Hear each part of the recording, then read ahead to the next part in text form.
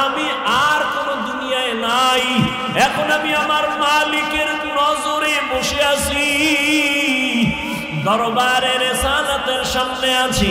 এখন আমার ছেলের চিন্তা নাই, মেয়ের চিন্তা নাই, বাড়ির চিন্তা নাই, গাড়ির চিন্তা নাই, টাকার চিন্তা নাই, ক্ষমতার চিন্তা নাই। এখন আমার চিন্তা, আমি একজনারে পাইছি, আমার নবী। আমি ওই নবীর হাত ধরে আমার মালিকের একটু কেমনে দেখবো, যেই নবীর চেহারা এত সুন্দর, একটা নজর নবীর চেহারা দিয়ে তাকাইলে পেটের ক্ষুধা থাকে না। মায়ার নবী এত সুন্দর, আমার মাওলায়ের এত সুন্দর কইরা বানাইছেন, ওই মালিক আমার আল্লাহ না জানি কত সুন্দর। এত সুন্দর আসমান যিনি বানাইছেন তিনি কত সুন্দর, এত সুন্দর কণ্ঠ যিনি দান করছেন তিনি না জানি কত সুন্দর, এত সুন্দর রঙের ফুল বাগান সাজাইছেন তিনি কত সুন্দর। ওরে যারা মাওলানা আসে ওরা ভাবে আর খুঁজে আমার মালিক,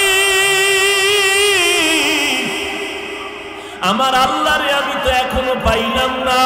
ফুলের ঘেরান পাইলাম, কে বানাইলেন তারে তো পাইলাম না। ওরে আল্লাহর মোহাব্বত যার অন্তরে জমা হয়ে গেছে, সে একবার আমার মাওলারে দেখার জন্য পাগল।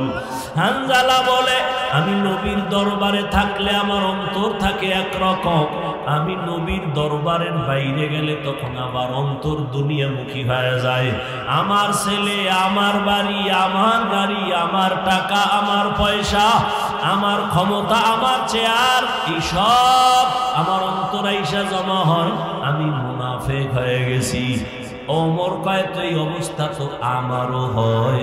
নবীর দরবারে থাকলে দুনিয়ার কোনো চিন্তা নাই, আবার যখন নবীর দরবার থেকে বাইর হইয়া যায় তখন আবার দুনিয়া আমারে পেয়ে ফেলে, দুনিয়া আমাকে গ্রাস করে ফেলে, দুনিয়ার চিন্তা, ছেলের চিন্তা, মেয়ের চিন্তা আমাকে গ্রাস করে ফেলে। এবার কথা, চলো নবীর দরবারে চলো, সমাধান নেই। দোনোজনে যায়, মুনাফিক হয়ে গেছে। ওমরও কয় আমি মুনাফিক হয়ে গেছি, হানজালাও কয় আমি মুনাফিক হয়ে গেছি। হঠাৎ আবু বকর সিদ্দিক রাদিয়াল্লাহু তাআলা আনহুর সামনে দাঁড়ানো। এই ওমর তুমি চিল্লাও কেন? কয় মুনাফিক হয়ে গেছি।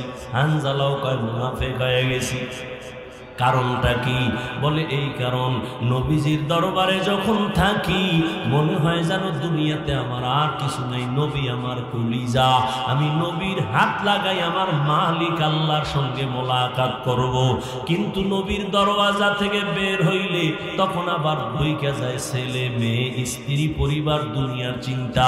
আবু বকর কয় অবস্থা তো আমারও, মনে হয় আমিও মুনাফিক হয়ে গেছি। আমার মাওলার ভয়, আর তুমি নামাজে দাঁড়াইয়াও দোকান নিয়ে ভাবো, নামাজে দাঁড়াইয়াও ছেলের চিন্তা, মেয়ের চিন্তা, ঘরের চিন্তা, ক্ষমতার চিন্তা। ওরে আবু বকর, নবীর দরবার থেকে বের হইলে দুনিয়া, নবীর দরবারে থাকলে দুনিয়ার চিন্তা নাই, এরপরও ভয়, কান্নার আওয়াজ। আর তোমার আমার তো নামাজের মধ্যেও দুনিয়া ঢুকানো, জিকিরের মধ্যেও দুনিয়া ঢুকানো। তোমার আমার চোখে পানিও নাই, কোনো আফসোস নাই রে বাবা। নবীর দরবারে গেলেন, রহমতের নবী বলেন, এমন যদি তোমাদের হয় আর ভয় লাগে, এটাই তোমাদের ঈমান যে শুদ্ধ পরিপক্ক, এটাই তার প্রমাণ, তোমাদের ঈমানে কোনো ভেজাল নাই। এরে নবীরা আসে, ইব্রাহিম ইবনে আদহাম পাগলের মতো হয়ে গেল, কে আমাকে বোকা বলল? ঠিকই তো, আমার ওয়ার্ডারে বলখের মানুষগুলো দাঁড়ায় আর বসে, কিন্তু আমি তো একবারও চিন্তা করলাম না এই যে সূর্যটা উঠছে পূর্ব দিগন্তে, এই সূর্য তো আমার অর্ডারে উঠেও না, আমার অর্ডারে ডুবেও না। রাতের বেলা আকাশে চাঁদের আলো, আমার অর্ডারে চাঁদ উঠেও না, ডুবেও না। তাহলে এর পেছনে তো একজন মালিক আছে, নাই? ওই মালিকের তালাশ করছনি? এরে আল্লাহর বান্দা, তোমারে কেউ হাদিয়া পাঠাইছে, কে পাঠাইছে তার পরিচয় নাও, মোলাকাতের জন্য পাগল, দেখা করলে মনে হয় আরো হাদিয়া দিবে। যেই মাওলায় তোমারে আমারে মানুষ বানাইছেন, কুকুর বানান নাই, শুকর বানান নাই, আবার আখিরি নবীর উম্মত বানাইছে, এত সুন্দর জীবন আমাকে দান করছেন। আমার মতোই তো কত মানুষ, ওই যাও ডিআইটি মসজিদের বারান্দায় যাও, বাইতুল মুকাররমে জুমার দিন গিয়া দেখো, পাও নাই ভিক্ষা করে, দুইটা চোখের পাওয়ার নাই, বলে আমি অন্ধ, আমারে কিছু ভিক্ষা দাও। আমার মাওলায় যদি তোরে অন্ধ বানাইতেন রে যুবক, বল সারা রাত মোবাইলে নাচ গান কেমনে দেখতি? আমার মাওলায় যদি অন্ধ বানাইতেন, কে তোরে চক্ষু দান করত? আমার মাওলায় যদি তোরে বধির বানাইতেন, কে তোরে আর সুস্থ করত? কত মানুষ সুস্থ ছিল, হঠাৎ কইরা জ্বর আসছে, বিছানায় পড়ে একটা সাইট নষ্ট হয়ে গেছে, বিছানার থেকে এখন আর উঠতে পারে না, কণ্ঠ শেষ, জীবনটাই অর্ধেক হয়ে গেছে। এখন ছেলেও ভালো জানে না, মেয়েও ভালো জানে না। ও আমার ফতুল্লাহ এলাকার মুসলমান বাবারা, ও বৃদ্ধ বাবাজি, ও যুবক,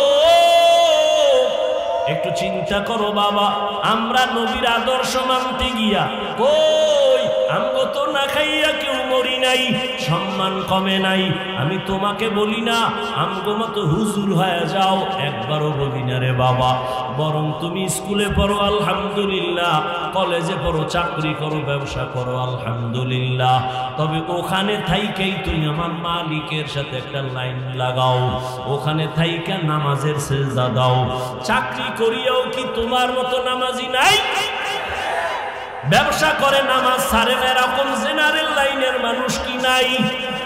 তোমার মতো যুবক রাস্তায় গাড়ি চালায়, এক বেলার নামাজও ছাড়ে না, দাড়িও কাটে না, বলো বাবা তুমি কেন পারো না? তোমার মতো কত যুবক নদীর মধ্যে মাছ ধরে, নামাজ ছাড়ে না, বলো তুমি কেন পারো না? তোমার মতো যুবক স্কুল কলেজে পড়িয়াও নামাজ ছাড়ে না, বলো তুমি কেন পারো না? আসলে কি তোমার কপাল পুড়িয়া গেছে, নাকি কোরআন হাদিস মিথ্যা মনে করেছো?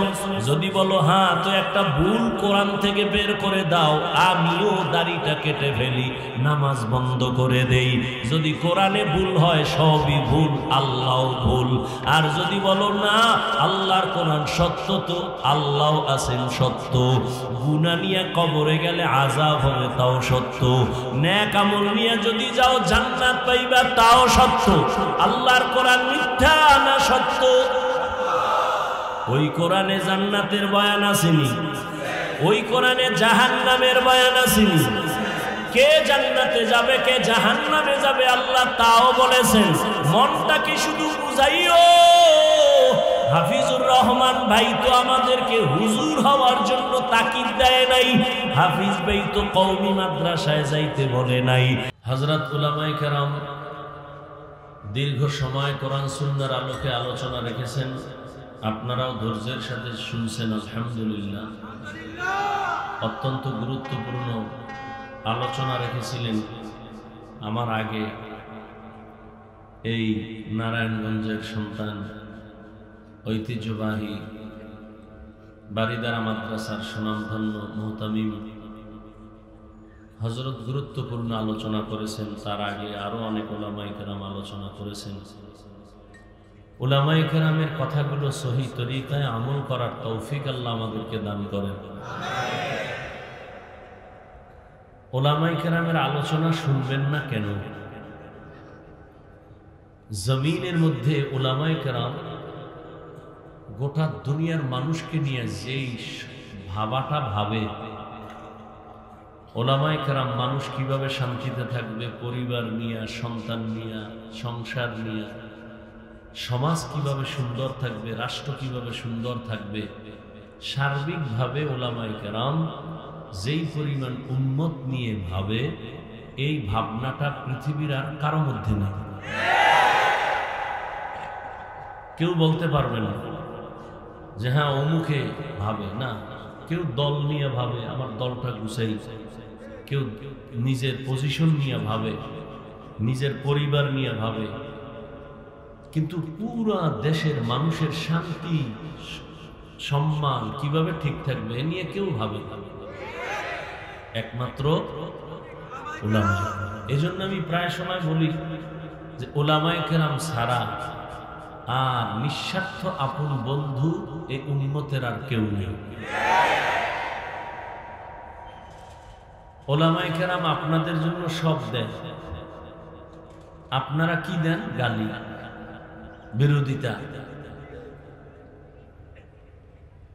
সকাল 9টা থেকে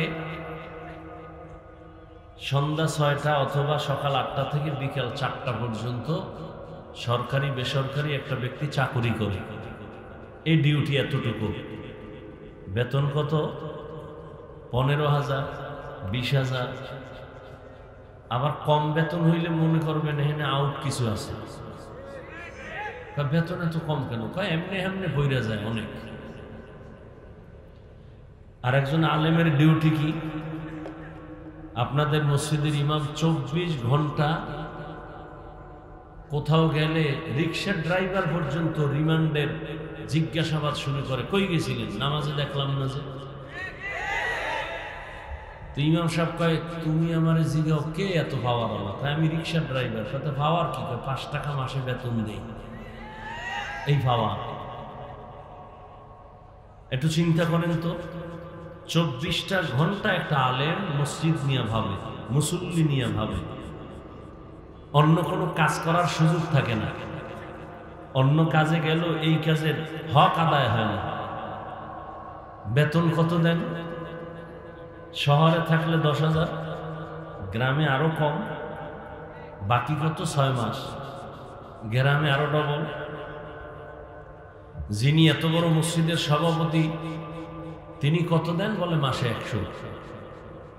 সেক্রেটারি কত? 50। পুরো মাস দেওয়া কার না, 6 মাস পরে একবার। একটু চিন্তা করেন তো, আল্লাহ কুকুরকে, হিংস্র প্রাণীকে আল্লাহ পাক গবেষণা করার মতো, ভাবার মতো মেধা আল্লাহ দেন নাই, মানুষকে দিছেন। মানুষ ভাবো, কই ছিলা, কই আসো, কই যাইতেছি, তোমার কে পাঠাইছেন, কেন পাঠাইছেন, কি কারণ? মানুষ ভাবো, তুমি মানুষ, তোমার হুশও থাকবে, মানও থাকবে, তো তুমি মানুষ, তোমার তো ভাবতে হবে। আমি আজকে ফতুল্লার স্টেজে কথা বলতেছি, আমার তো এমন একটা দিন ছিল আমি কাউকে চিনতাম না। আমার তো এমন একটা দিন ছিল আমি কথা বলা জানতামই না।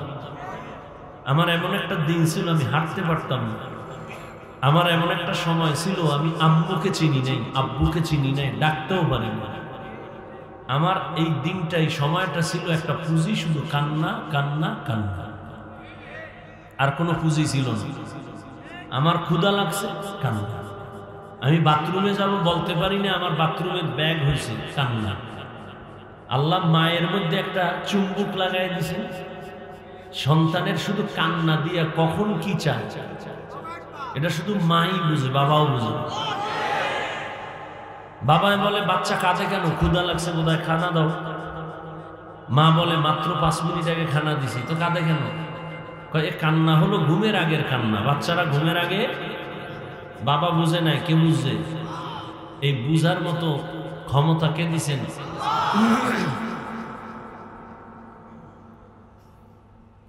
দুনিয়াতে যা কিছু আছে এগুলো সব কিছু আল্লাহ দিছেন কেন? সূর্য, চন্দ্র, গ্রহ, নক্ষত্র, গাছপালা, পানি, বাতাস, আগুন, সব কিছু দিছেন। এগুলো দেখে দেখে ভাবো, ভাইবা ভাইবা তুমি কি ফলাফল নিবা, এগুলি কে বানাইছেন? এটা ভাইবা, তারে খুঁজবা, খুঁজা তার সাথে একটা সম্পর্ক তৈরি করো। الذين يذكرون الله قياما وقعودا وعلى جنوبهم ويتفكرون في خلق السماوات والأرض ربنا ما خلقت هذا باطلا سبحانك فقنا عذاب النار। জ্ঞানী কারা? আমরা বলি বুদ্ধিজীবী। আমি মাঝে মাঝে বলি তোমার জীবী কত? 1 GB না 2 GB? কত আসিল জানি না, পুরা জিবি হ্যাং হয়ে গেছে। এই জন্য আলেমও ভাল লাগে না, নামাজও ভাল লাগে না, মাঝে মাঝে আল্লাহরেও ভালো লাগে না। জিবি আসিল কি হয়ে গেছে? হেরা হইলে বুদ্ধিজীবী। কেমনে বুদ্ধিজীবী? যে মদের বোতল লয়ে বউরে মা কয়, এই বুদ্ধিজীবী। দাঁড়ায় প্রস্রাব করে, বুদ্ধিজীবী। ডান হাতে বিড়ি টানে, বাম হাতে চা টানে, বুদ্ধিজীবী। আর আল্লাহ কারে বুদ্ধিজীবী? আল্লাহর দৃষ্টিতে আল্লাহ কয় বুদ্ধিজীবী আসলে কে জানো? ইয়াযকুরুনাল্লাহা কিয়ামা ওয়া কুউদা ওয়া আলা জুনুবিহিম। যারা আমার আল্লাহকে স্মরণ করে দাঁড়ানো অবস্থায়, বসা অবস্থায়, হাঁটা অবস্থায়। আমারে এই কথা বলার শক্তি দিছেন কে? খুঁজে খুঁজে বের করে, তিনি আমার আসল মালিক। আমি ঘুমের মধ্যে মইরা গেছি, মরার দোয়াই তো করছিলাম, আল্লাহুম্মা বিসমিকা আমুতু। ও আল্লাহ, তোমার নামে আমি মরি, মইরা গেছি। তুমি যদি না উঠাও, আমার মা উঠাইতে পারবে। যারা হাঁটা চলা অবস্থায় সব সময় গবেষণা করে, আমাকে কে বানাইলেন, আমাকে কে দাঁড় করাইলেন, যিনি শক্তি দিছেন দাঁড়ানোর, ওই আল্লাহ যদি বসার শক্তি না দেয়, বসতে পারবো না। বসার পরে যদি দাঁড়ানোর শক্তি না দেয়, আমার আর দাঁড়ানো যাবে না। কদম একটা দিয়া সামনে কদম যদি দিতে না দেয়, আমার আর কদম দেওয়া চলবে না। জ্ঞানী যারা, এরা ভাববে আসমান কে বানাইলেন, একটা খুঁটি নাই, সামান্য একটা 3 খাডালের হ্যান্ডেল দুনিয়ার বাঁশগুলো দিয়ে খাড়া করছে। আর আল্লাহর এত বিশাল বড় আসমান, এখান থেকে 500 বছরের দূরত্ব প্রথম আসমান। এইভাবে একটা না 7টা আসমান আল্লাহ টানাইছে। উপর দিয়ে কোনো রশিও নাই, নিচের থেকে কোনো খুঁটিও নাই, কোনোদিন নাড়াচাড়া করে না। এইভাবে বিনা খুঁটিতে এত সুন্দর নীল আকাশ কে টানায় রাখছেন? যারা জ্ঞানী তারা ভাবে এর পেছনে একজন মিস্ত্রি আছে, মালিক আছে। এই মালিকের তো চিনলাম না। বলখের বাদশাহ ইব্রাহিম ইবনে আদহাম মখমলের চাদরে আরামে ঘুমায়। হঠাৎ খবর শুনতেছে, কে যেন ঠক ঠক করে আওয়াজ দেয় তার ঘুমের ছাদের উপরে, ঘুমের বিছানার উপরে। প্রহরীরে ডাক দিয়ে বলে, কে আওয়াজ দিল? কয় দেখি না তো কেউ রে। কয় আমি তো শুনলাম হাঁটে, কোনো আওয়াজ নাই। কে এমন সুন্দর আওয়াজ দিয়ে আবার চলে গেল? একজনে গাইবি আওয়াজ দিয়ে কইতেছে, আমি আমার হারানো একটা ঘোড়া তালাশ করতে আইছি তোমার ছাদে। হারানো ঘোড়া কি ছাদে পাওয়া যায়? আল্লাহওয়ালাদের একটা কথার মধ্যে অনেক কিছু ঢুকানো। আল্লাহ হেদায়েতের দরজা খুলতেছেন তো একটা বাহানা, একটা কৌশল অবলম্বন করছে। কাই বোকা, ছাদের উপর কি ঘোড়া পাওয়া যায়নি? বোকা তো তুমি। বলখের বাদশাহ ইব্রাহিম ইবনে আদহাম চমকে উঠে বসে গেলেন। এত বড় দুঃসাহস কার যে আমাকে বোকা বলল? এত বিশাল রাষ্ট্রের আমি মালিক, আমার কথায় পুরো দেশ চলে, আমাকে বোকা বলল কেন? বোকা বইলা কয়, আমি বোকা না, তুমি বোকা। আমি যদি ছাদের উপরে ঘোড়া না পাই, তুমিও সুন্দর মখমলের বিছানায় ঘুমাইয়া তোমার মালিকের পাইবা না। ইনজেকশন একটা দিয়া নাই, ভিতরে জ্বালা শুরু হয়ে গেছে। এখন কয় আমার আসলে কে এরকম আওয়াজটা দিল? আওয়াজ তো দিছে আমার জীবনের মধ্যে একটা ধাক্কা দিয়ে ফেলছে। ভাবতেছে, জ্ঞানী মানুষ তো ভাবতেছে, ভাবতে ভাবতে ভাবতে ভাবতে মানুষ জমিনে বসে ভাবতে ভাবতে খালি উপরে উঠে, উঠতে উঠতে উঠতে উঠতে মহাশূন্যের উপরে চলে যায়। ভাবার দ্বারা মানুষ অনেক উপরে চলে যায়। এই ভাবাটারে তরিকাতের লাইনে বলে মুরাকাবা, মুজাহাদা, মুশাহাদা। বেদাতিরা এটারে বলে সাধনা। সাধনা করা 40 বছর পর্যন্ত প্রায় রসুল সাধনা করেছেন বাইতুল্লাহ থেকে দূরে গিয়া হেরা পাহাড়ের গুহায় সাধনা করেছেন। এখন আপনার কাছে প্রশ্ন আমার, বাইতুল্লাহর দাম বেশি না হেরা পাহাড়ের দাম বেশি? বুঝেন না, বুঝলে জবাব দিবেন না, চুপ থাকবেন। উল্টা পাল্টা বললে ইমানের ঘাটতি হবে। বাইতুল্লাহর দাম বেশি না হেরা পাহাড়ের দাম বেশি? বাইতুল্লাহ। কোরআনের আয়াত দিয়া তো বাইতুল্লাহর দাম আল্লাহ বলেছেন, ইন্না আউওয়ালা বাইতিন উযিআ লিন-নাসি লাল্লাযী বিবাক্কাতা মুবারাকান ওয়া হুদা মুবারাকান ওয়া হুদাল লিল আলামিন।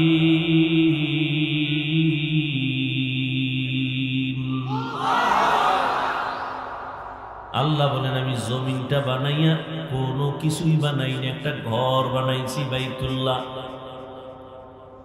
মক্কা নগরীর মধ্যে ঘর আমি আল্লাহ হেদায়াতের জন্য বানাইছি, ইবাদতের জন্য বানাইছি। এই ঘর হেদায়াতের ঘর,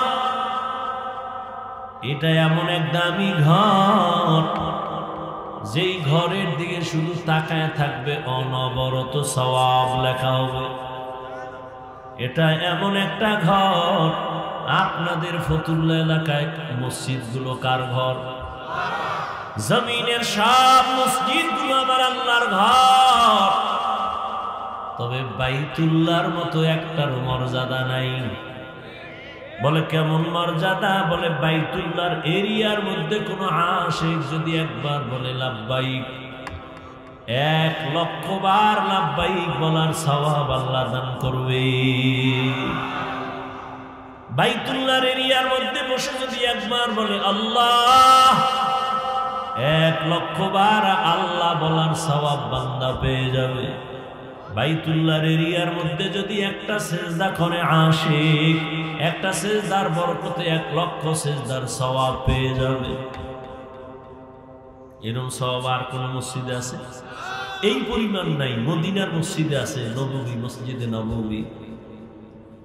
বাইতুল মাকদিসের মধ্যেও বড় সওয়াব, কিন্তু বাইতুল্লাহর সমান না। সবই তো আল্লাহর ঘর, কিন্তু বাইতুল্লাহর সমান ঘর তো সব ঘর না। ফতুল্লাহর 80 মাঠে সবাই তো মানুষ, কিন্তু সবাই আল্লাহর আদালতে জ্ঞানী মানুষ না। আল্লাহর আদালতে জ্ঞানী হওয়ার জন্য মেট্রিক IABA পাস করা লাগে না, মাওলানা মুফতি হওয়া লাগে না, পীর হওয়া লাগে না।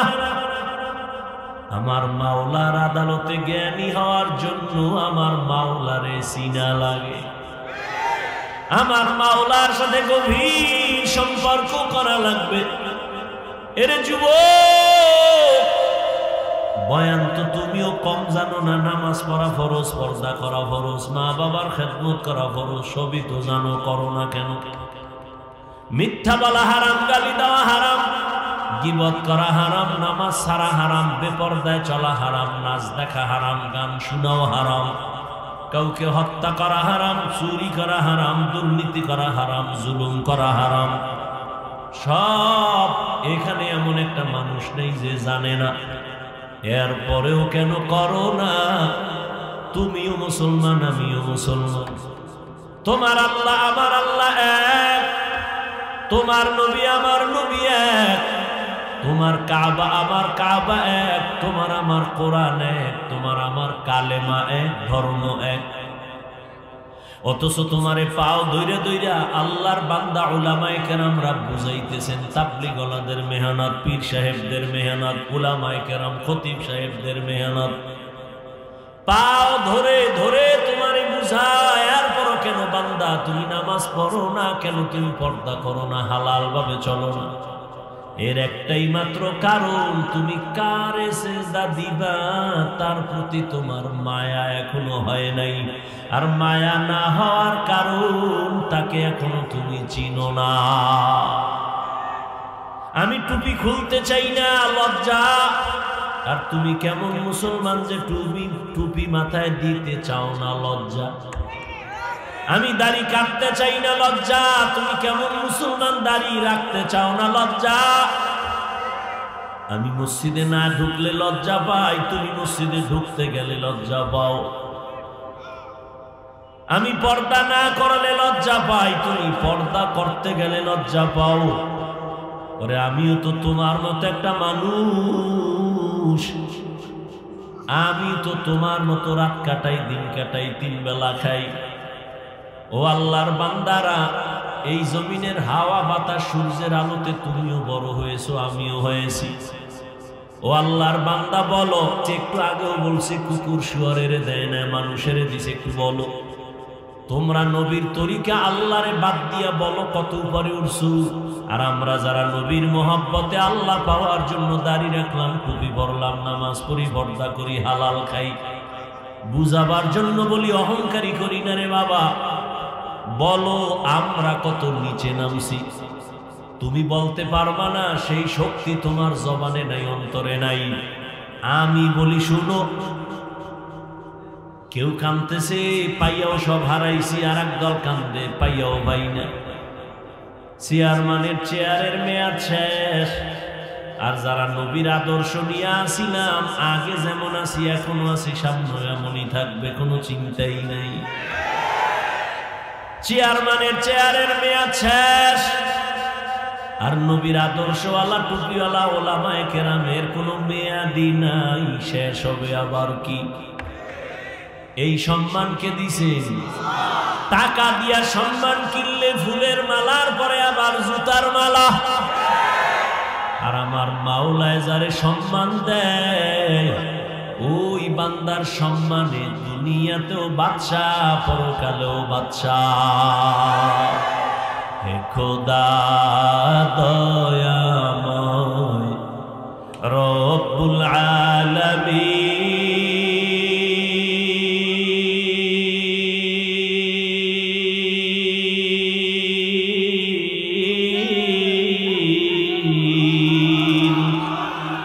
জীবনে মরণে ভয় কি হবে সেই দিন।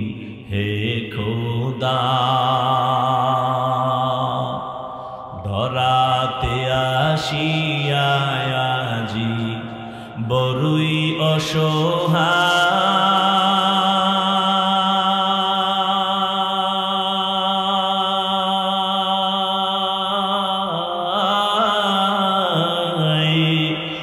ইহকালের মায়া জালে অন্ধ যে সবাই।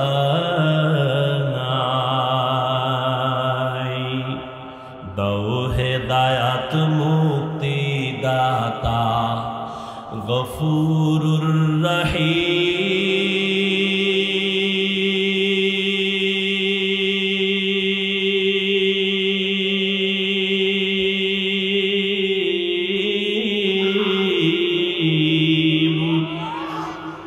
জীবনে মরণে ভয় কি হবে সেই দিন। হে খোদা, হে খোদা দয়াময় রব্বুল আলামিন।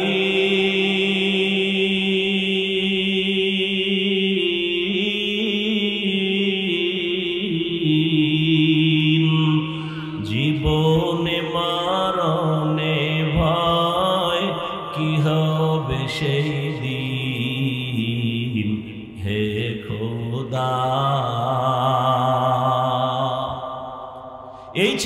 করতে করতে আবু বকর জীবন কাটায় দিলেন। মরণে আমার কি উপায় হবে?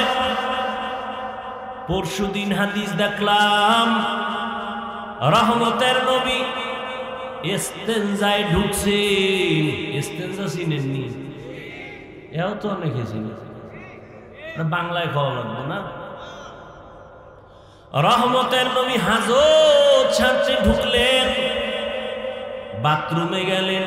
নবী বাথরুম থেকে বের হইয়া দ্রুত তায়াম্মুম করতেছেন মাটি দিয়া। কি করেন? তায়াম্মুম করতেছেন রহমতের নবী। সাহাবী ডাক দিয়ে বলেন, ইয়া রাসূলুল্লাহ, ওই যে পানি দেখা যায়, পানি দেখলে তো তায়াম্মুমের আর দরকার কি? ওখানে যাইয়া ওযু করে নিবেন। রহমতের নবী বলে, রে সাহাবী, আমি যে বাথরুম থেকে বের হইছি ওই পানি পর্যন্ত যাওয়ার আমার কোনো গ্যারান্টি না। আমি এই জন্য তাড়াতাড়ি ওযু বানাবো, পানি পাবো, তারপরে ওযু বানাবো। ওই পর্যন্ত পৌঁছতে পারবো কিনা গ্যারান্টি নাই। এর মধ্যে না জানি আবার আজরাইল এসে হাজির হয়ে যায়। আজরাইল যদি আইসা হাজির হয়, আমার তো আর পানি পর্যন্ত যাওয়ার সুযোগ হবে না। চোখের সামনে দেখো লাশ আর লাশ। জানাজা পড়লি, লাশ কবরে দাফন করলি, আর পর নিজের লাশের চিন্তা করলি না। কত মা সন্তান হারায় কাঁদে, আমারে কে আম্মু বলে আর ডাক দিবে? মা সন্তান হারায় কাঁদে, আমি কাকে আম্মু বলে ডাক দিব?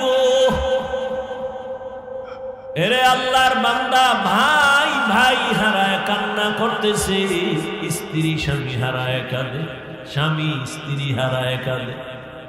ও আল্লাহর বান্দা, এই কান্না তো তুমি কাঁদো না, তবে লেখা রাখো তোমার ঘরেও কিন্তু কান্না আসতেছে। এমন কান্না শুরু হবে আর কান্না শেষ হবে না। ও আল্লাহর বান্দারা, এত বয়ান জানো, শুনো, এরপরও কেন মানো না রে বাবা? এর একমাত্র কারণ, আমার মালিকের দরবারে যে যাওয়া লাগবে, দাঁড়ানো লাগবে, হিসাব দেওয়া লাগবে, সে চিন্তাই নাই। এই চিন্তায় যারে ধইরা ফেলাইছি, ওই বান্দার দিকে তাকাইলি দেখবা চোখের কোঠায় পানি। কিও ভাই, তোমার চোখে পানি কেন? বলে, আমি মালিকের আদালতে কেমনে দাঁড়াইয়া জবাব দিব? রহমতের নবী আম্মা জান আয়েশার হুজরায় ঘুমায়। হঠাৎ নবী বলেন, আমি যদি ঘুমাই, আমার চোখ বন্ধ থাকলে আমার অন্তর ঘুমায় না। হঠাৎ আমি কানের মধ্যে শুনি কে যেন আমার মাথার পার্শ্বে মসজিদে নববীতে কান্না করে রাতের গভীর। আমি উঠলাম, উঠা আমি বের হইয়া তাকায় দেখি রাতের গভীরে নামাজে দাঁড়ায়া কে কান্না করে? দুনিয়ার কোনো সাধারণ কেউ না, আমার কলিজার সাহাবী, জান্নাতের 1 নাম্বার সার্টিফিকেটধারী সাহাবী আবু বকর নামাজে দাঁড়ায়া দাঁড়ায়া কান্না করতেছি। আমি নবী পেছনে অপেক্ষা করতেছিলাম। নামাজ শেষ, জিজ্ঞাসা করলাম, ও আবু বকর, আপনি নামাজে দাঁড়ায় কান্না করেন কেন? আবু বকর বলেন, ইয়া রাসূলুল্লাহ, আমি আল্লাহর আদালতে কেমনে দাঁড়াবো সেই ভয়। হর কে দারত খৌফে হক দর দিল মাদাম, জান্নাতুল মাওয়া দেহদ রামাকাম, জুজবা হকচি জে মখাজ ইনসুজা ফজলে উআ মস্তে দর জুমলা জাহা। এই আল্লাহর ভয়, আল্লাহর আদালতে দাঁড়ায় হিসাব দেওয়ার ভয়টা অন্তরে ঢুকানোর জন্য লাগবে একজন আল্লাহওয়ালার নেক নজর। এজন্য আল্লাহ বলেন, ইয়া আইয়ুহাল্লাযীনা আমানুত্তাকুল্লাহা হাক্কা তুকাতি, ও মুমিনেরা আল্লাহকে ভয় করো হক আদায় করে। ওয়ালা তামুতুন্ন তামুতুন্না ইল্লা ওয়া আনতুম মুসলিমুন।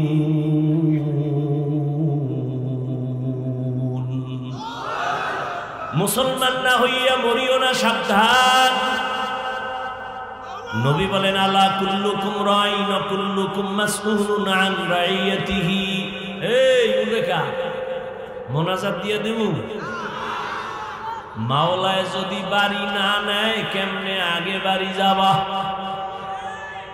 মাওলা না নিলে ভাববা একজনে 1.5 ঘন্টা উঠে গেছে, তাড়াতাড়ি বাড়ি যাইব, আর একজনে মোনাজাত দিয়া কান্নাকাটি কইরে এরপরে রওনা হইছে বাড়ি যাব।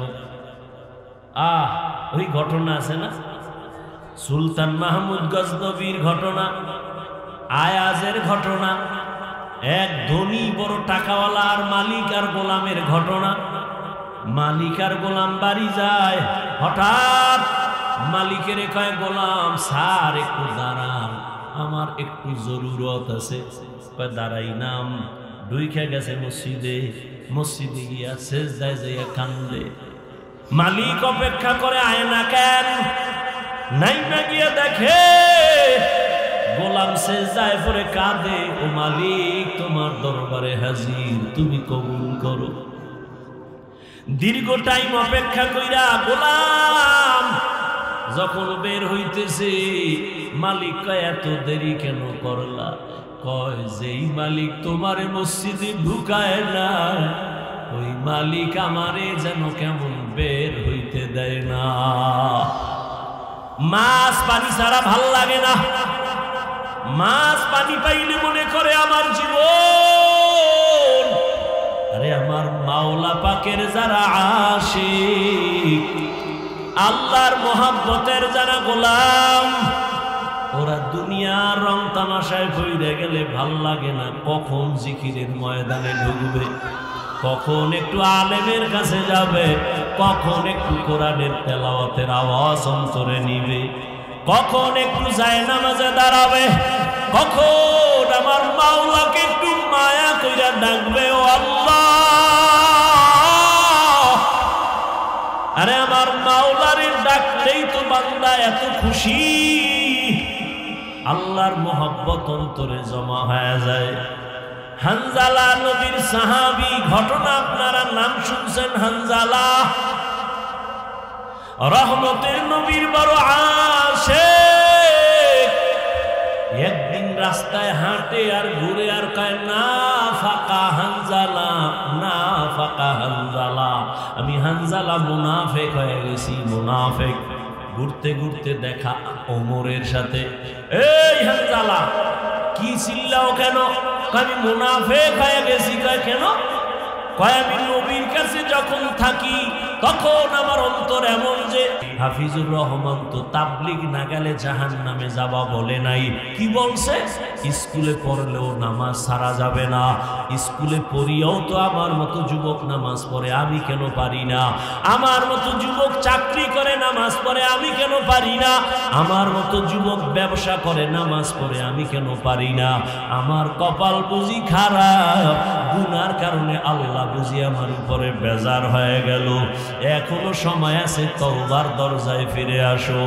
আল্লাহ তাআলা বারবার ডাকে, আয়, কই যাবি বান্দা আয়, যেদিকেই যাবি জাহান্নাম ছাড়া আর কিছুই নাই। আমার দরজাটা শান্তির আর রহমতের দরজা, তওবা কর, জীবনের সব গুনাহ মাফ করে দিব। 5 বেলার নামাজ পড়ো, মা বাবার দোয়া নাও, বেয়াদবি করিও না, শিক্ষকের দোয়া নাও, বেয়াদবি করিও না, ওলামায়ে কেরামের পরামর্শ নিয়ে নামাজ পড়ো, দাড়ি রাখো, মা বাবার দোয়া নিয়ে চলো, চাকরি করো, ব্যবসা করো, হালাল ভাবে চলো, হারাম খাইও না, কারো হক নষ্ট করিও না, কারো উপরে জুলুম করিও না। যদি এমত অবস্থায় তুমি নেক আমল নিয়ে কবরে যাইতে পারো, তোমার কবর হবে জান্নাতের বাগান।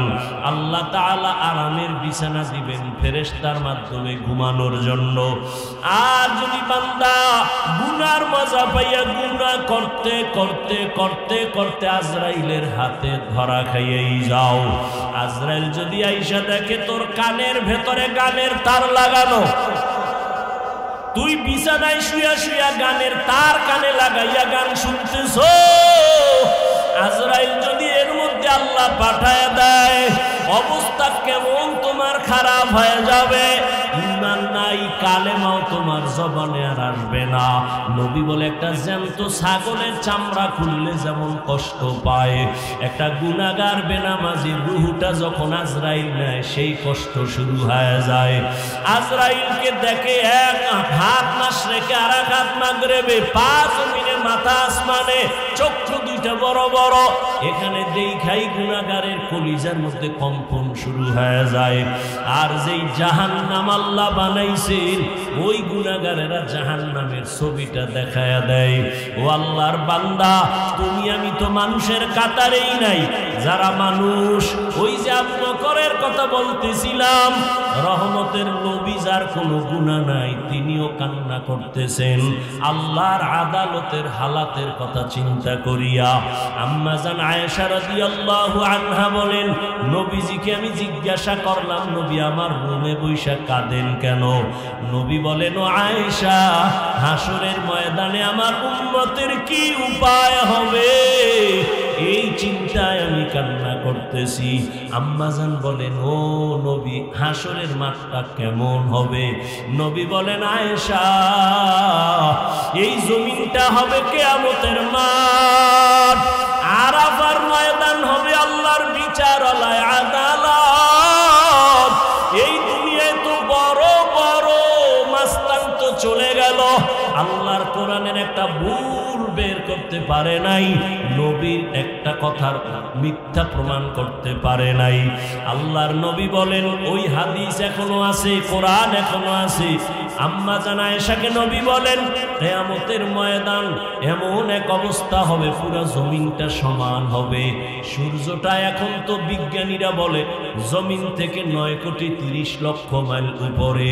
কিয়ামতের ময়দানে আল্লাহ অর্ডার করবে, সূর্য নিচে নেমে আয়, তোর যত মুখ আছে নিচে কর, যত তাপ আছে তাপ জমিনে ছাড়। সূর্যের তাপে জমিনটা পুরিয়া তামা হয়ে যাবে। স্বর্ণ হবে না কেন? জমিনটা পুরিয়া রূপা হবে না কেন? পিতল হবে না কেন? মুফাসসিরিনে কেরাম বলেন, স্বর্ণ, রূপা, তামা, পিতল এগুলো হবে না। জমিনটা তামা হওয়ার কারণ, তামার ধাতুর মধ্যে একটা গুণ আছে, স্বর্ণের মধ্যে নাই, রূপার মধ্যে নাই। বলে কি? স্বর্ণের এক মাথা গরম হলে ভিন্ন মাথা গরম হয় না, রূপার এক অংশ গরম হলে অন্য অংশ গরম হয় না। কিন্তু তামা এমন একটা ধাতু, এক পার্শ্বে গরম হয়ে গেলে পুরাটাই গরম হয়ে যাবে। আল্লাহ যখন বলবে, সূর্য তুই মনের মতো তাপ দিতে পারো না, আজকে সব তাপ ছাইরা দে, সূর্যের এমন তাপ শুরু হয়ে যাবে, জমিনটা তামা হয়ে যাবে। নবী কান্না করেন আর বলেন, আয়েশা, অন্যদিকে জাহান্নামের আওয়াজ, জাহান্নাম চিল্লায়া বলবে, আল্লাহ বেনামাজি কই, বেপরদাওয়ালা গুনাহগারেরা কই, আমার পেটের মধ্যে দাও, আমার পেটে বড় ক্ষুধা। আল্লাহ বলবে, জাহান্নামে একটু অপেক্ষা কর, আমি বিচারটা শেষ করে নেই, তারপরে তোর খোরাক আমি দিতেছি। নবী বলেন, জাহান্নাম থামে না। তখন আল্লাহ অর্ডার দিবেন, এই ফেরেশতারা জাহান্নামের গলার মধ্যে 70,000 শিকল লাগাইয়া বাঁধো, শিকলের গোড়ায় 70,000 ফেরেশতা ধইরা ভালো কইরা পেছন দিকে টাইনা রাখ, ও যেন আমার আদালতের দিকে আসতে না পারে। যদি আমার আদালতের দিকে আগায়, আমি তো আর বিচার করতে পারবো না। জাহান্নামের আগুন এই মানুষগুলোকে পেটের মধ্যে নিয়ে নিবে। আল্লাহর অর্ডারে ফেরেশতারা জাহান্নামের গলায় শিকল লাগাইয়া 70,000 করে একটা শিকলের গোড়ায় জাহান্নামের ধরবে, ধইরা রাখতে পারবে না। এত চিল্লানি দিয়া বলবে, আল্লাহ বেনামাজি গুনাহগার আমার খোরাকগুলো দাও, ক্ষুধা। আল্লাহ পাক নবী বলেন, আল্লাহর ফেরেশতারা যখন ধরে রাখতে পারবে না, তখন আমি মুহাম্মদের অন্তরে বড় মায়া, আমি সাথে সাথে সিজদায় পড়ে বলবো, আল্লাহ জাহান্নামের ফিরাও, আমার উম্মত মনে হয় ধইরা ফালাইবে, ফিরাও, আমার উম্মত যেন জাহান্নামের আগুনে না যায়। আমার উম্মত যদি জাহান্নামে যায় আমি জান্নাতে যাব না। তখন আল্লাহ বলবে, নবী আপনি মাথা উঠাইয়া দেন, কাঁদিয়েন না, আপনার কান্না আমি সহ্য করতে পারি না। আমি মাথা উঠাইয়া দিব। আল্লাহ পাক দেখে জাহান্নাম এখনো দাঁড়ায় না, শিকলেও ধরে রাখতে পারে না। তখন আল্লাহ আমার সান্ত্বনার জন্য একটু কুদরতি হাতের পানি ফেরেশতারে দিয়া বলবে, জাহান্নামের গায়ে ছিটায়া দাও। যখন জাহান্নামের গায়ে আল্লাহর দেওয়া কুদরতের পানিটা ছিটায় দিবে, জাহান্নাম দ্রুত গতিতে পেছনে ভাগতে থাকবে। ফেরেশতারা বলবেন, আল্লাহ এতক্ষণ আমরা ৭০,০০০ শিকল লাগাইয়া যেই জাহান্নামের ধরে রাখতে পারি না, তুমি এমন কি বরকতের পানি দিছো যে জাহান্নাম এখন নিজে নিজে পেছনে দৌড়ায় ভাগতেছে? কারণ কি? এটা কি জমজমের বরকতি পানি? না কি এটা কাউসারের পানি? না এটা কি আবে হায়াতের পানি? না এটা দুনিয়ার বরকতের কোনো পানি? না তোমার বৃষ্টির পানি? না কোনো সমুদ্রের পানি? আল্লাহ বলবে, ফেরেশতা এই পানি জমজমের পানিও না, কাউসারের পানিও না, এই পানি আবে হায়াতের পানিও না, এই পানি দুনিয়ার কোন সমুদ্রের পানি না, বৃষ্টির পানি না। আল্লাহ বলবেন, আমার মায়ার নবীর গুনাহগার উম্মতের চোখের পানি দুনিয়াতে আমার মায়ার নবীর উম্মতেরা গুনার কথা স্মরণ করে কাঁদত। মানুষ যখন ঘুমায়া যাইতো আমার আশিকের কান্না শুরু হয়ে যাইতো। গভীর রাতে সিজদায় পড়ে বলতো, দয়ার মালিক আমার মতো গুনাহগার এই জমিনে আর কেউ নাই। গুনার কারণে আমার হাত না পাক, আমার চোখ না পাক, আমার জিহ্বা না পাক, আমার অন্তর না পাক। আয় আল্লাহ, তোমার দেওয়া সূর্যের আলো, পানি, বাতাস সব নিয়ামত খাইয়া তোমার নাফরমানি করেছি। আজ আমি গুনার কারণে মনে হয় আমার জাহান্নাম ছাড়া উপায় নাই। আমার গুনার খবর আমার মাও জানে না, বাবাও জানে না, ভাই বোন স্ত্রী পরিবারের কেউ জানে না। আমার গুনার খবর আমার মা বাবায় যদি জানতো লাথি মেরে ঘর থেকে বের করে দিত। আমার গুনার খবর যদি আমার স্ত্রী জানতো আমাকে স্বামী বইলা গ্রহণ করত না।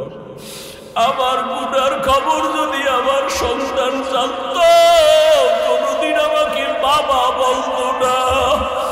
ও দয়ার মালিক যে তুমি কত দয়ার মালিক,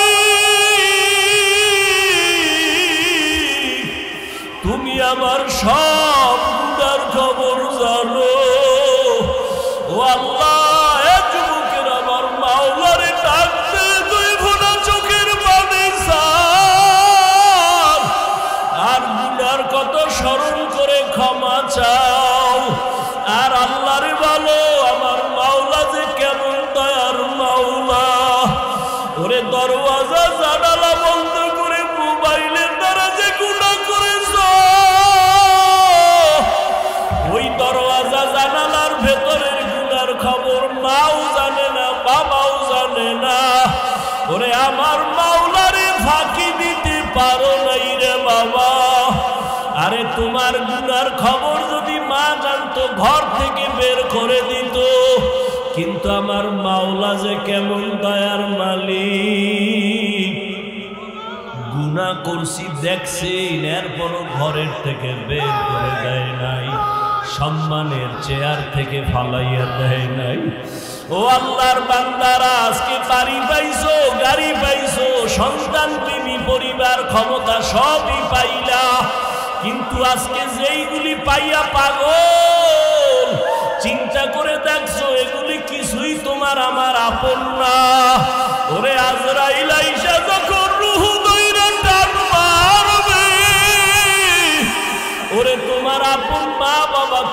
ফেলে দিবে, আর ঘরে ঢুকাইবে না। সাদা কাপড়ের প্যাকেট বানাইয়া কবরের দেশে পাঠাইয়া দিবে। এতদিন যে মা বাবার জন্য এত পাগল হইলাম, কেউ আমার সাথে যাবে না। আমি আস্তে আস্তে দেখি আমার বন্ধু নাই, আমার পাশের লোকগুলো সব আলাদা হয়ে গেল। এক পর্যায়ে আবার সাদা কাপড়ে পেঁচাইয়া আমারে পান বাগানে নিয়ে রওয়ানা। ওই কবরে অন্ধকার ঘর, বাতি নাই, কোনো সাথী নাই। ওই কবরে পাড়াইয়া পাড়াইয়া মাটি দিয়া সবাই চলে গেল, আমি এখন একা। আমার ডানে মাটি, বামে মাটি, সামনে পেছনে উপরে নিচে মাটি। কই আমার বাড়ি, কই আমার গাড়ি, কই আমার সন্তান, কই আমার মা বাবা, কই আমার ক্ষমতার চেয়ার, কই আমার সম্মান। এখন এই অন্ধকার কবরে দুইজন ফেরেশতা চলে আসবে প্রশ্ন করার জন্য। রবের পরিচয় দাও, ধর্মের পরিচয় দাও, রহমতের নবীর পরিচয় দাও। আমি যদি মাওলারে না চিনিয়া কবরের বিছানায় যাই, ওরে গুনাহগার বেনামাজি তখন বলবে হা হা লা আদরি, হা হা লা আদরি, হা হা লা আদরি। আফসোস, আমি কিছুই জানি না, কিছুই জানি না, কিছুই জানি না। আমার রবকে আমি চিনি না, আমার ধর্ম কি জানি না, মুহাম্মদ নবীকে আমি চিনি না। নবী বলেন, সাথে সাথে আমার মাওলা রাগান্বিত কুদরতি আওয়াজ দিবেন। আল্লাহ বলবেন, ফেরেশতা এর সাথে আর ভালো ব্যবহার করার কোনো সুযোগ নাই। এই বান্দারে আমি দুনিয়াতে কত আদর করছি, আমি আল্লাহ কত নিয়ামত খাওয়াইলাম। আমার দেওয়া জমিনের ফসল খাইলো, গাছের ফল খাইলো, নদীর মাছ খাইলো, একবারও শুকর আদায় করে নাই, বরং আমার নাফরমানি করেছে। আলেম ওলামারা বুঝাইলো, বুঝে নাই, বিরোধিতা করেছে। এখন আর সুযোগ দেওয়া হবে না, এর জাহান্নামের শিকল লাগাও, কবরের ভেতরে জাহান্নামের বিছানা দাও। আল্লাহ রাগান্বিত হয়ে বলবে, নাফরমানের ধর, কবরের ভেতরে জাহান্নামের আগুন লাগা দাও। আল্লাহ রাগান্বিত হয়ে বলবে, ও কবরের মাটি, এই গুনাহগারের দুই পার্শ্ব থেকে জোরে জোরে চাপ দাও। এমন জোরে দুই পার্শ্বের মাটি চাপ দিবে, সহ্য করতে পারবি রে যুবক। একটা মশার কামড় সইতে পারো না, বেতের বাড়ি সইতে পারো না, সূর্যের গরম সহ্য করতে পারো না। গুনাহ নিয়ে কবরে গেলে কেমনে মাটির চাপ সহ্য করবা? ওরে আল্লাহরে এখনো বন্ধু বানাও। আল্লাহর খাঁটি ওলি আল্লাহ যারা, উলামায়ে কেরামদের বন্ধু বানাও। এখনো সময় আছে, তওবা করো আর আল্লাহকে বলো, মাওলা গুনাহ আর করবো না, নামাজ ছাড়বো না, বেপরদায় চলবো না, দাড়ি কাটবো না। আমার মাওলার আযাব বড় কঠিন। আল্লাহ এজন্য বলেছেন, মুসলমান না হইয়া মরণ বরণ করিও না। এখনো সময় আছে, তওবা করে নাও। স্কুলে পড়ো, কলেজে পড়ো, চাকরি করো, ব্যবসা করো, তওবা করো আর নামাজ ছাড়বা না, দাড়ি কাটবা না, বেপরদায় চলবা না। মা বাবার দোয়া নিয়া, উলামায়ে কেরামের দোয়া নিয়া, শিক্ষক মুরব্বীদের দোয়া নিয়া নবীর তরিকায় চলবা। আল্লাহর কাছে দুই ফোঁটা চোখের পানি ছেড়ে দাও। যদি কান্না না আসে, মনে করিও গুনার কারণে দিলটা পাথর হয়ে গেছে, আল্লাহ বেজার হয়ে গেছে। এখনো সময় আছে, আল্লাহকে বলো, আল্লাহ দিলটা নরম বানায় দাও। ওরে ডানে বামে দেখো, তোমার মতো কত গোলামের চোখে পানি, তোমার আমার চোখে কেন পানি নাই? গুনার কারণে আল্লাহ বেজার। ওরে কান্নাওয়ালার কাছে হাতটা বাড়াইয়া দোয়া চাও আর বলো, ও কান্নাওয়ালা ভাই, আমার জন্য একটু দোয়া করেন আমার গুনার কারণে আমার কলবটা পাথরের মতো শক্ত, আমার চোখে পানি আসে না। দোয়া কান্নাওয়ালার দোয়া ফেরত যাবে না। আল্লাহর কাছে তওবা করো, মরিয়াও গেলে আর নামাজ ছাড়বা না, গুনাহ নিয়ে কবরে যাইবা না। যদি তওবার নিয়ত হয় দুটো হাত আমার আল্লাহকে দেখাইয়া দাও। আয় আল্লাহ, হাতগুলো কবুল করে নেন, তওবা কবুল করে নেন। আয় আল্লাহ, তওবার উপরে মজবুত হইয়া চলার তৌফিক দান করেন, আমিন। আলহামদুলিল্লাহি রাব্বিল আলামিন। والصلاة والسلام على سيد الأنبياء والمرسلين وعلى آله وأصحابه أجمعين يا أرحم الراحمين يا أرحم الراحمين يا أرحم الراحمين رب ارحمهما كما ربياني صغيرا رب ارحمهما كما ربياني صغيرا এ জীবনে না করিলাম বন্দেগি, গুনাহ করে কাটাইলাম জিন্দেগি। তওবা করে আবার তওবা ভাঙ্গিলাম, অবশেষে খাঁটি তওবা করিলাম, অবশেষে খাঁটি তওবা করিলাম। ইয়া আল্লাহ, কুদরতের নজর দিয়ে তাকায় দেখেন কত উলামায়ে কেরাম, কত মুরব্বী হাজী সাহেব, কত ব্যবসায়ী, চাকরিজীবী, পর্দার আড়ালের মা বোনেরা, কলিজার যুবক, আমার ছাত্র বাবারা, ও আল্লাহ তাকায় দেখেন এই গোলামেরা কি চায়। ও আল্লাহ, সবাই জাহান্নামের আগুন থেকে ক্ষমা চায়, মুক্তি চায়। আয় আল্লাহ, শয়তানের ধোকায় পড়ে গুনাহ করেছি, আর গুনাহ করব না রে আল্লাহ। তওবার নিয়তে হাত তুললাম, আর নামাজ ছাড়ব না, দাড়ি কাটবো না, বেপরদায় চলবো না, মা বাবারে কষ্ট দিব না, বেয়াদবি করব না, শিক্ষক মুরব্বীদের সাথে বেয়াদবি করব না, উলামায়ে কেরামের পরামর্শ নিয়ে নবীর তরিকা মেনে চলবো। আয় আল্লাহ, আমাদের জীবনের তওবা কবুল করে নেন, জীবনের গুনাহ মাফ করে দেন।